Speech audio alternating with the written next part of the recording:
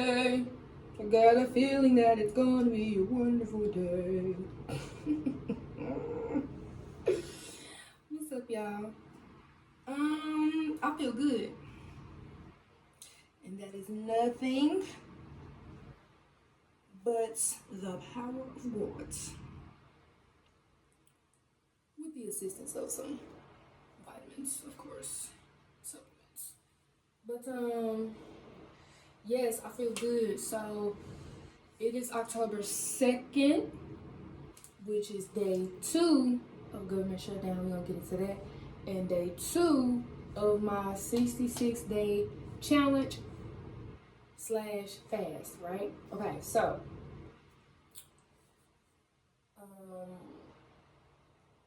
yesterday, day 1, I meant to get up and record. I was running late for work, y'all. Let me tell y'all why. So the federal funding year ends September 30th. So September, the whole month of September is just a busy month for us at work, a lot going on. And we cannot close the year unless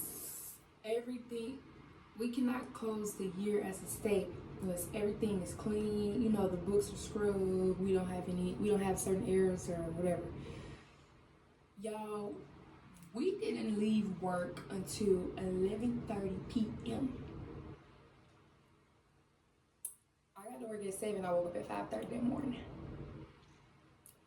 This was a Tuesday, middle of the week now, a school night.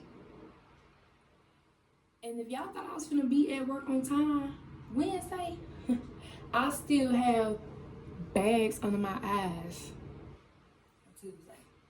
It's Thursday. Anyways, so not only was I in that mud till 11:30 at night, but also the very next day, the government did in fact go to a shutdown. I know we always hear that threat every year, but we actually went into a shutdown. So my reward for working hard was to get furloughed the next day, which for us means that because I'm an essential personnel, that don't mean I get no free vacation in the house. That means that I still have to come to work per usual, but then I don't get paid. Ooh, crazy, right? Now, there is a law that passed some years ago that, you know, at least for us federal workers, that no, you don't get paid during a furlough, but when the shutdown or the furlough or whatever is over, you will get retroactive pay. So I'm gonna get paid, just not in real time. You know what I mean? We already don't get paid in real time. You work 2 weeks, then you get paid. That's not real time. But now, I'm really not getting paid at all. We don't know how long this shutdown gonna be, but it's gonna be. But you know what? We ain't gonna worry about it. The Lord provides. We are not concerned. We are not fearful, okay? Because one thing about it, my God, one thing about him, baby, he gonna work it out. Work it out. Work it. Hey, work it out.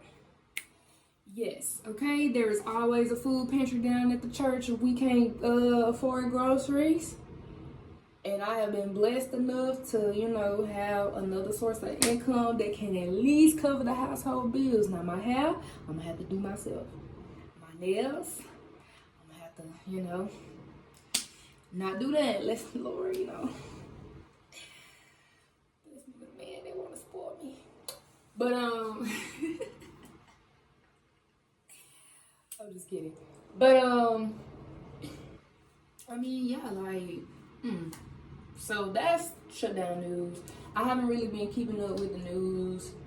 You know what I mean? I prefer not. But I think that I am going to start tracking it just so I can kind of get a gauge or a read on exactly how, you know, I don't want to be unwise and be be naive to think, oh, the Lord works in mysterious ways. He can fix all things, because he does. But I still need to be knowledgeable and abreast to what's going on around me. So let me not be foolish. Let me tap in and pay attention, y'all. It's just these folks in this government and these political seats. Anyways, on to the fast. Now, it's a 66-day challenge, really. The fasting part was really on me. So certain things I am fasting from the full 66 days. Certain things I'm only fasting from for the first 7 days of October, which happened to be the first 7 days of the challenge. So for the first 7 days, all I'm eating is fruit, and I was only gonna do fruit and spring water. But then my coworker was like, how you gonna get your protein? So I was like, oh yeah. So I'm eating nuts, peanuts, cashew, So still not getting a lot of protein. Definitely a huge drop in what I usually eat, because I'm usually eating 100 to 150 grams of protein a day. Now I'm probably getting like 7 grams of protein, 10 maybe if the fruit that I'm eating has any. So yeah. So yesterday was good.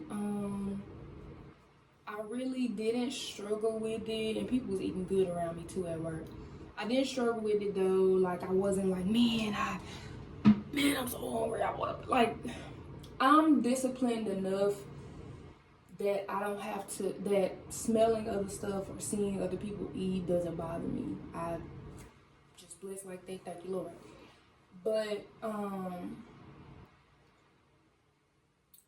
around 3-ish yesterday, when I started slowing down at work, because that's another thing too. Like, if I'm busy working, I'm good.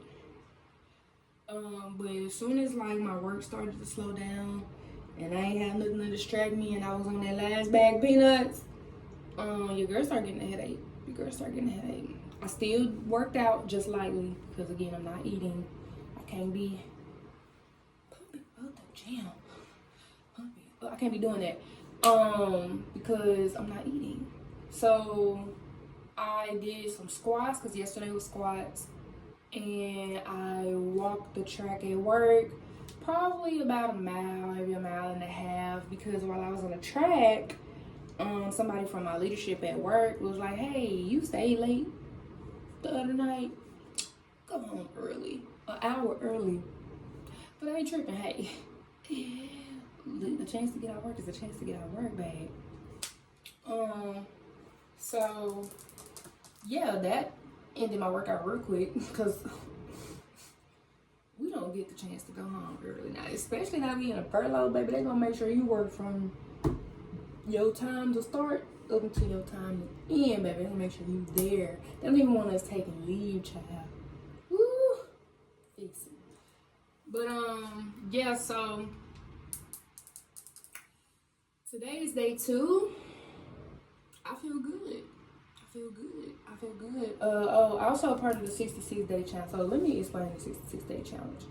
The 66-day challenge is really, for me and my mom, is just to read a chapter and break it down thoroughly and in depth a night. So we're gonna be reading different books. We mapped out each book that we wanted to read, which one first, blah blah blah. And I decided to add the fast for myself. She's not fasting. And I decided to add in workouts and stuff like that. So anything that I do that day, I'm doing 100 of. So yesterday was squats. Got 100 squats in. Today is sit-ups. Got to get 100 sit-ups in. And still might walk, you know what I'm saying? And then tomorrow, which is Thursday, not doing anything. That's a rest day, working out wise, but I still might walk, just knowing me. And then Friday is push-ups and stretching. So yeah, doing that. And do modified push-ups because, you know, since I've been in an accident, I can't do, like, I can't put all of my body weight on this particular arm like that. So I have to do but the girl push-ups I could do. I could do the girl push-ups. So, yeah, that's what I have to, that's how I have to get my push-ups in. Luckily, when I was in the gym heavy, you know, my arms was, you know what I'm saying? So girl push-ups or regular push-ups, you gonna get them guns, you know what I mean? So, yeah. So now I need to get ready for work, child. I need to run my mouth. But I wanted to go ahead and get this little thing posted. Do y'all think I should? I'm gonna post this today. Do y'all think I should post every day or what? What y'all think? So last night we started reading in Daniel in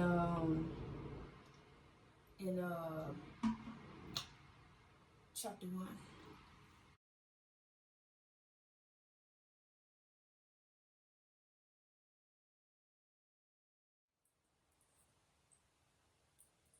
Last night we started reading in Daniel chapter 1. Child, did y'all know that Shadrach, Meshach, and Abednego was not their real names?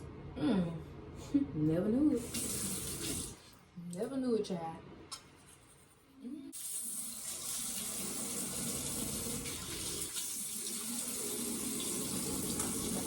Now,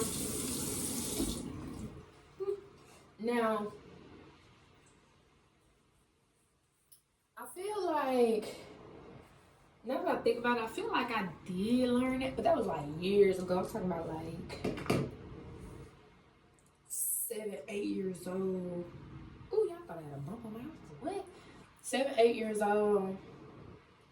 Very first church that I was ever really a member of when I moved to Jackson, Mississippi. Because I remember the names Hannah, I remember the name Hananiah, I remember the name Mishael, and vaguely remember Azariah. I just don't, and I remember Shadrach, Meshach, and Abednego. Remember that story, know those people. But I don't think I remember the connect and that these 3 were the same 3 people. So, relearned that or learned that for the first time, whichever one, last night. Also learned Daniel's name, which is so crazy now that I think about it. He's the only one that we know by his natural born given name. Like, yeah, he was given another name too, but we still call him Daniel. But Hananiah, Mishael, and Azariah, we know them best as Shadrach, Meshach, and Abednego, which is not their natural born names, not their names that they were given at birth. So that's interesting. But I think it's just a highlight to who Daniel was, because in chapter 1 we see that he seems to be the leader of the group. He seems to be the more bold and courageous one to speak out for the group. You know, they all were on one accord, but he kind of was the one that was like, I'll ask, or I'll say, or I'll make this request, or you know what I mean. And he was able to understand dreams and visions. The Bible didn't say that the other 3 could do that, so you know, he seemed to be the leader of the group, I would say.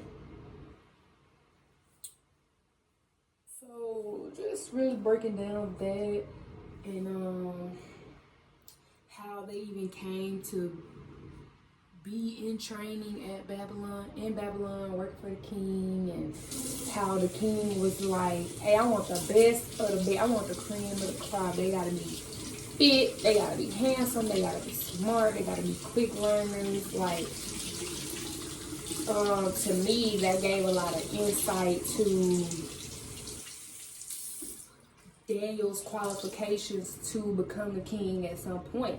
Like, this wasn't just no Rudy Poo little person that was pulled from whatever and trained up to be a king. No, this person already had king-like qualities. This person already had qualities of a leader. He was fit, he was smart, he was a quick learner, he was handsome, he understood dreams and visions.